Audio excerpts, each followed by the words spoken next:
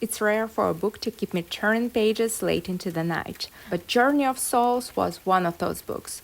It's controversial but also incredibly thought-provoking.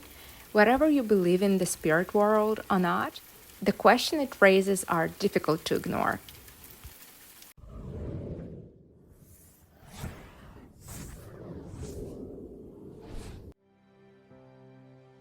Hi everyone, my name is Yulia and I'm so happy to have you here on my channel.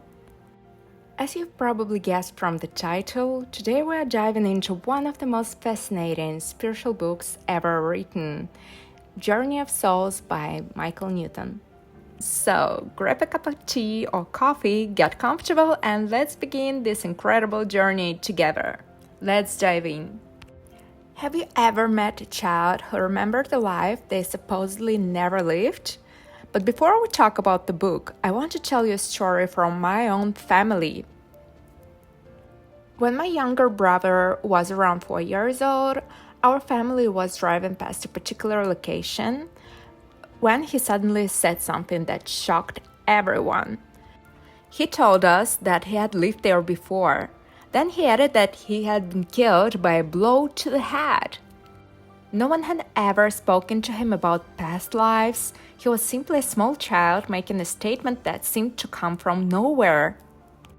Today he is over 30 years old, and throughout his life he has suffered from severe migraines. Of course, this doesn't prove anything. It could be coincidence. It could be imagination. But experiences like this are one of the reasons why books such as Journey of Souls immediately caught my attention. Dr. Michael Newton spent years developing a unique form of deep hypnosis. Through his work, he claimed to help people access memories not only of past lives, but also of a spiritual existence between incarnations. In Journey of Souls, Newton presents the accounts of 29 individuals who entered what he described as superconscious state.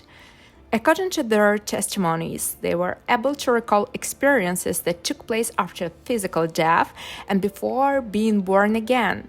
According to Newton's research, death is not the end of the soul's journey.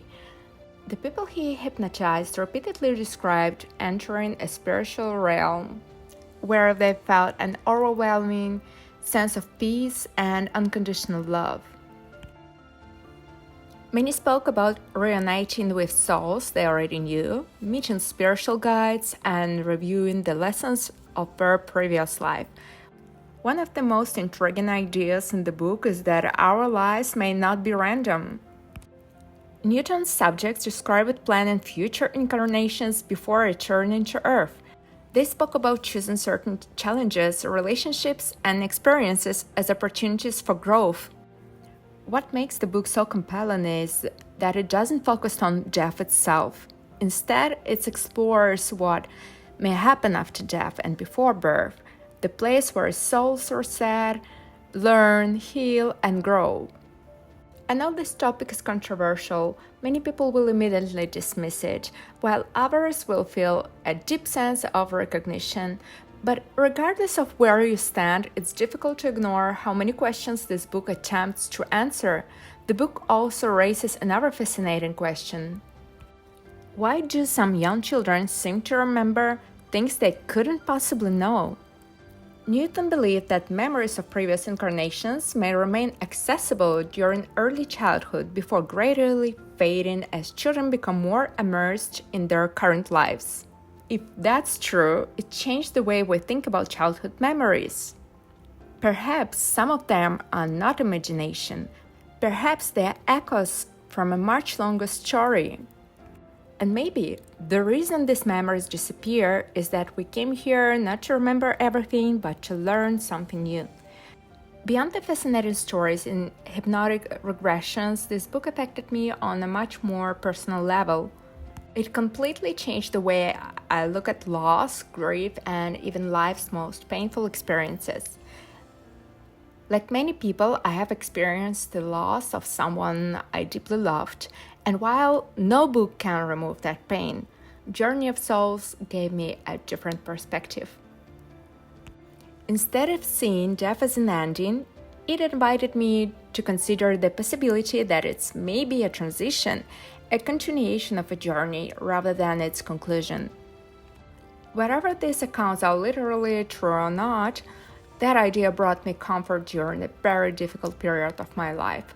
It helped me see tragic situations through a different lens, not as meaningless suffering, but as experiences that may have a purpose we do not yet fully understand.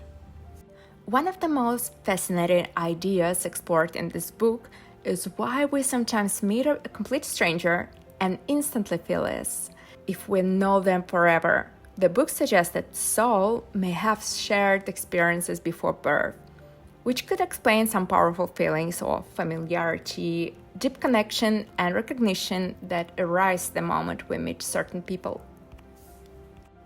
One phrase from the book stayed with me long after I finished reading it.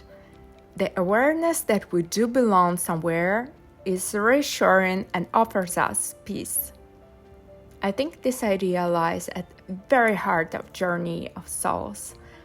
The book suggests that beyond this physical existence, there may be a place where we truly belong, a spiritual home that many of Newton's subjects seem to remember.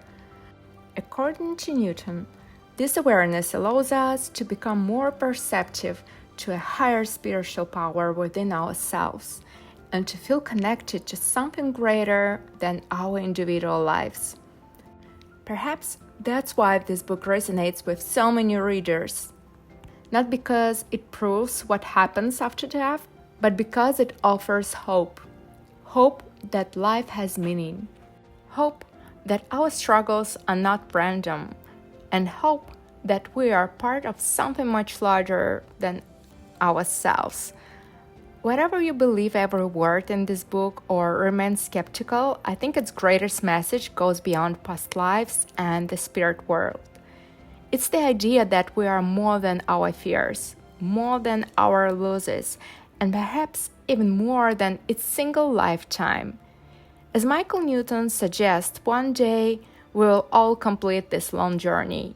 And maybe the real question is not where the journey ends, but what we are here to learn along the way.